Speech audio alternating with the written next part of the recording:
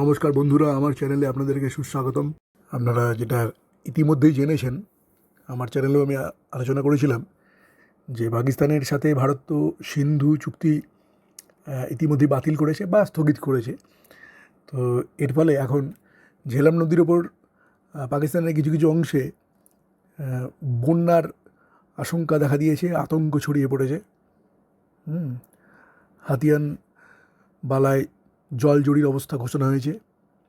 আর সন্ত্রাসী হামলার জেরে সিন্ধু জল চুক্তি ভারত স্থগিত করেছে, এটা তো আপনারা জেনেছেন। এবার এর প্রভাব পাকিস্তানের ওপর কেমনভাবে পড়বে, আরও কীভাবে পড়তে পারে। দেখুন, পাকিস্তানের জন্য এটা সুদূর প্রসারী পরিণতি হতে পারে। এখানে আমি ভালো করে বুঝিয়ে দিতে চাইছি, দেশটি কৃষির জন্য সিন্ধু নদীর যে জল সরবরাহ তার উপর ব্যাপকভাবে নির্ভরশীল, যা তার অর্থনীতির মেরুদণ্ড বলা যেতে পারে। পাকিস্তানের প্রায় 80-90% সেচ সিন্ধু অববাহিকার জলের উপর নির্ভরশীল।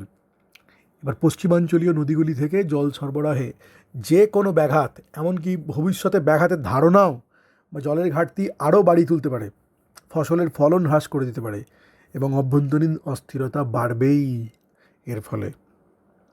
বিশেষ করে ইতিমধ্যেই এই যে জলাবদ্ধতাগ্রস্ত পাঞ্জাব ও সিন্ধু প্রদেশ, এইসব জায়গাতে ঝামেলা তৈরি হচ্ছে বা হব এরকম একটা পরিস্থিতি শুরু হয়ে গেছে।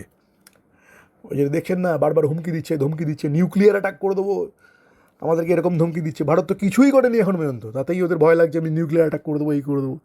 কেন এসব করছে? ভুট্টো বলেছে যে যদি পাকিস্তানের জল না পায় তাহলে ভারতীয়দের রক্ত বইবে। কেন এসব করছে? ওদের উপর বিশাল প্রভাব লেগেছে, গোড়ায় আঘাত করেছে মোদী সরকার।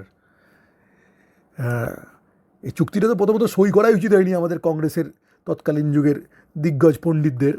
প্রবাহের পরিমাণ ভাগ করে নেওয়ার জন্য ভারতীয়দের অনেক রকম সাহায্য চায় পাকিস্তান, তো ভারত আর করবে না।